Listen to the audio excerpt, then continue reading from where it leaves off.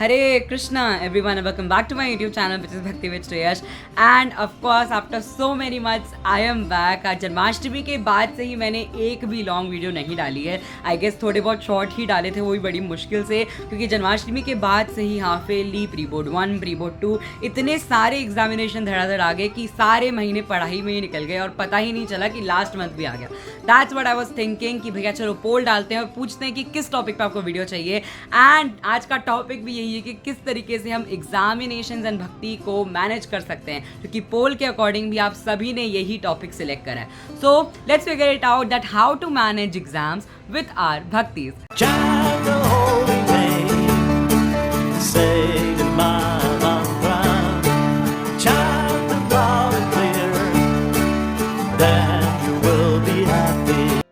Exams तो भाई exams हमारे इसलिए होते हैं ताकि भाई टीचर्स हमें टेस्ट कर सकें कि किस तरीके से हमने पूरे साल में पढ़ा है या फिर हम कुछ पढ़ भी रहे हैं या नहीं। इसलिए हम सभी को पहली बात तो एग्ज़ाम्स बहुत ही सीरियसली लेकर पढ़ना चाहिए एंड अच्छे से रिविज़न करके अपने पहली बात तो शुरुआत से पढ़ना चाहिए साल के, एंड लास्ट में रिविज़न करना चाहिए अच्छे से बैठ के। यानी कि एग्ज़ाम्स को टाइम देना, पढ़ाई को टाइम देना भी बहुत ही ज़्यादा ज़रूरी है।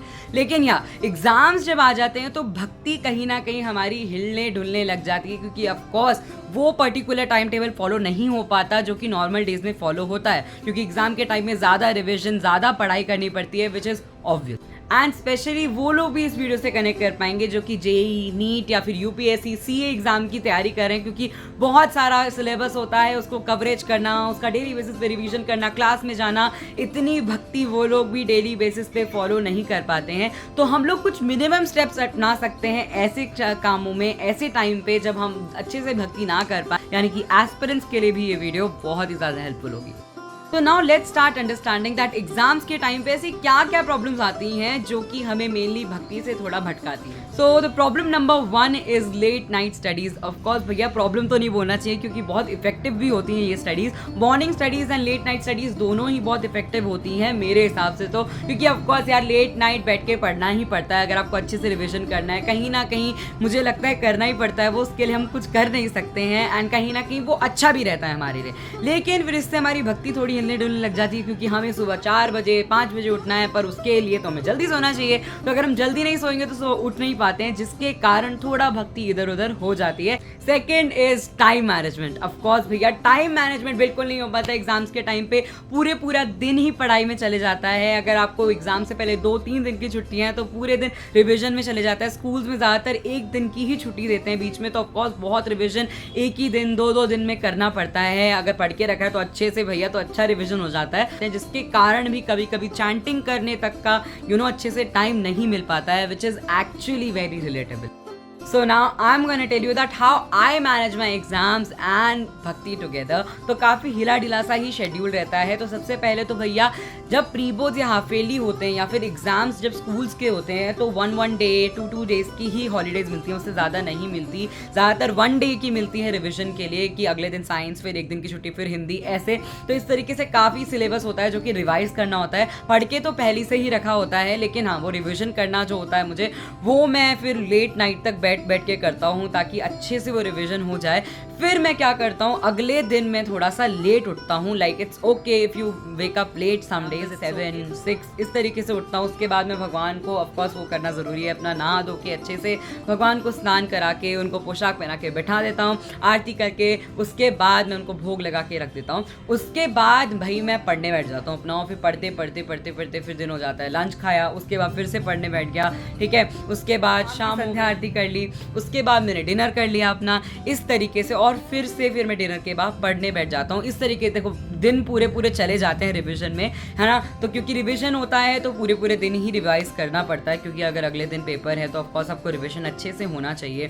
PYQs करना, थोड़े क्वेश्चन सॉल्व करना, ये सब करना सही रहता है एग्जाम से 1-2 दिन पहले। चैंटिंग ज़्यादातर शाम को करता हूँ। वही बहुत ही ज़्यादा दिमाग कभी वो हो जाता है कि चैंटिंग के लिए टाइम नहीं मिलेगा, क्या हो रहा है। तो चैंटिंग फिर मैं अपना शाम को करता हूँ ज़्यादा। कभी तो लेट नाइट तक भी चैंटिंग में करता रहता था, मतलब पढ़ने के बाद 1-2 बजे बैठ के फिर मैं chanting my best to manage them all together. Now here are some tips for you that how I really manage my exams and bhakti together। Tip number 1, late night studies, wake up a bit late. Okay, so ये सबसे पहला tip है कि अगर आप देखो, सबसे पहले एग्जाम्स जब स्कूल्स में होते हैं तो एक एक दिन की ही छुट्टी मिलती है रिवाइज करने के लिए, ज़्यादातर चाहे प्री बोर्ड्स हो, हाफ ईयरली हो, कुछ भी हो, 1 डेज की छुट्टी मिलती है। हाँ, बोर्ड एग्जामिनेशन के लिए आपको 3, 5, 6 डेज की आराम से हॉलीडेज मिल जाती है, which is enough I guess for revision. Revision is something which is very important, क्योंकि हमारे दिमाग को कहीं ना कहीं वापस रिवाइज करानी पड़ती है हर चीज़, एंड उसी से फिर हमें संतुष्टि भी मिलती है कि भैया हाँ, एक बार रिविजन हो गया, अब अच्छे से जाएगा, क्योंकि रिवीजन इज़ वेरी इंपॉर्टेंट। इसलिए भाई मैं कभी कभी लेट नाइट जब मैं बैठ के पढ़ता हूँ, लाइक काफ़ी टाइम हो जाता है, लाइक 1, 2, 3 बजे तक जब टाइम ऐसे हो जाता है, तो भाई ऑफकोर्स सी बात है, थोड़ा भक्ति डिस्टर्ब हो जाती है, क्योंकि हम लोग डेली बेसिस पे मैं ज़्यादातर 4:30 या 4-5 बजे तक उठ जाता हूँ, लेकिन एग्जाम्स के टाइम पे ज़्यादातर ये नहीं हो पाता है, क्योंकि लेट नाइट जो रिविजन होते हैं वो सेशंस मुझे कंप्लीट करने होते हैं अपने। तो उसके लिए फिर मैं क्या करता हूँ, थोड़ा सा मैं अगले दिन को लेट उठता हूँ। फॉर एग्जाम्पल 6-7 उठ गए, या फिर अपने अकॉर्डिंग उस दिन आप उठ सकते हो, ऐसी कोई प्रॉब्लम नहीं है, because of course this is the life where you have to manage everything together.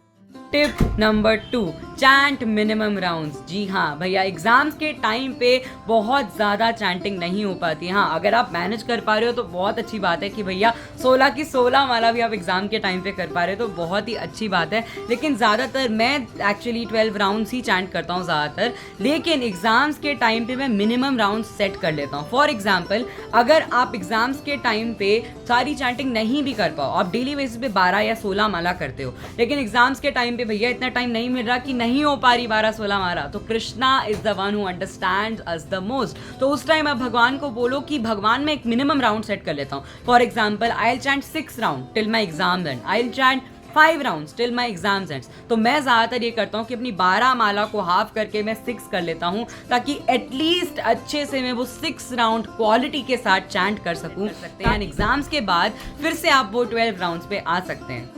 Tip number 3, chant according to your timings. Yes, अपनी टाइमिंग्स के हिसाब से ही चैंट करो। फॉर एग्जाम्पल, अगर आप रात को बहुत देर तक पढ़े और सुबह लेट उठे हो, तो आप भगवान की सेवा करके आप पढ़ने बैठो। चैंटिंग उस टाइम मेरे ख्याल से नहीं हो पाएगी, क्योंकि ऑफकोर्स वो रहता है एग्जाम रिविजन करना है, ये करना है, वो करना है। तो चैंटिंग फिर आप शाम को या फिर रात को करो, जब आपकी पढ़ाई अच्छे से कंप्लीट हो जाए, जब आपके रिविजन अच्छे से हो जाए, क्योंकि फिर आप बिल्कुल फ्री माइंड से अच्छे से चैंटिंग कर पाओगे। चाहे फिर आप अपने मिनिमम राउंड्स क्यों ही ना चैंट करो, आप क्वालिटी के साथ चैंट कर पाओगे, which is way more better than chanting intention that ओ भाई एग्जाम है, ये है, वो है। इतना सोच के चैंटिंग करने से अच्छा वो ही 6 या फिर 5 माला अच्छे से करो, बट फ्री माइंड के साथ।